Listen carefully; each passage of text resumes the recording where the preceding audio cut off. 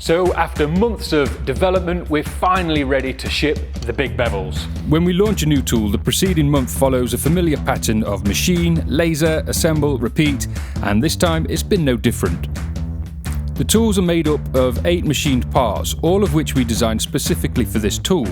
When people ask what's different about this compared to other bevels, one of the big differences is that we designed and built the whole thing from scratch ourselves. We never rebrand generic tools made in the Far East. And yes, that makes us more expensive and puts us out of reach of the average DIYer. But what you get for that extra cash is a tool that just feels better, because it is. Because we've had so much interest in the Big Bevel and received loads of questions from people that have been following us through this project, I thought I'd do a video showing you the finished article and going into depth of some of the features that we've designed into the tool.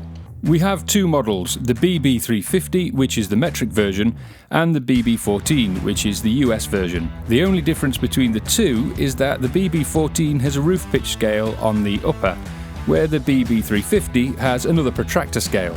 There's a tongue 350mm in length and 6mm thick, custom thumb lever and brass nut insert, locks and unlocks in less than 15 degrees of turn, handy protractor, single and mitre saw settings in 5-degree increments on the reverse, recessed to prevent wear. There's recessed writing space for measurements and calculations on the reverse, and 2 bubble vials.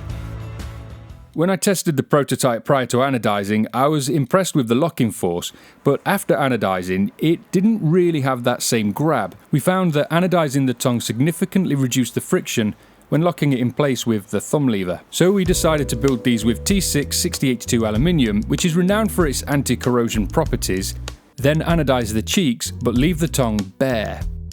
The result is a really effective locking action. It's even good enough to use as a circular saw guide for experienced carpenters, but it's bare aluminium or aluminum for the BB14. Any marks will show up easily, but that's the trade-off. The scale on the back cheek is used with the black painted notch that's machined into the right side of the tongue. The scale on the front cheek is used with the notch without paint, on the left as you look at the tool from above. This mitre scale is similar to that found on our angle finders, in that the readout is what you would set your mitre saw to and not the actual mitre of the angle. To find that, you would simply divide the protractor reading by 2. We've made the Big Bevels in black and red, black and blue, black and gold, and I think we'll be adding a few more variants in the coming months. Now, to preemptively address the inevitable comments, why is it so big? Why does it cost so much? Well, this tool is for those situations where size matters, when using big lumber, timber or steel. And as for cost, well, the raw materials alone cost us more than you can buy a generic tool on Amazon. But that's a little bit like comparing a Bentley to a Chinese-made MG.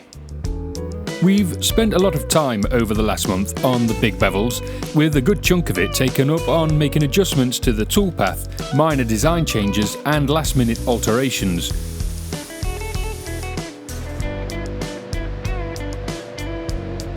I mean, we was going to dual TrigJig anyway, but I was doing it manually by changing the program each time. Right, okay. So you're happy with the first ones off that they're loose enough? Yeah, they're basically the same, but the seam is fine. Tested it against the part that we've got. Red one, sliding. We've also been on a bit of a quest to find a reliable supplier of high-quality aluminium. I've paid several visits to a company 20 miles away where I could actually pick and choose the sheets and plates that we want to use, then have it coated and cut whilst I'm there. Now we've just taken delivery and Karenza is the first to take a look. This should be 3mm, so this is MTS blade stock, which I heard there was a very nice stock this time, so it'll be absolutely lovely to open up the material and see that it's actually decent ones. And then I'm just going to count it in. Yeah, that's much better, isn't it? But yeah, both sides, look at that. Let me get another piece from last time. Thumb's already peeking out. Yeah, so that's the difference last time. There's loads of scratch marks on it and there's even a finger smudge there, look. Yeah, the difference in them.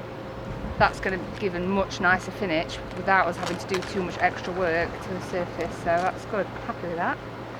So they're all like that.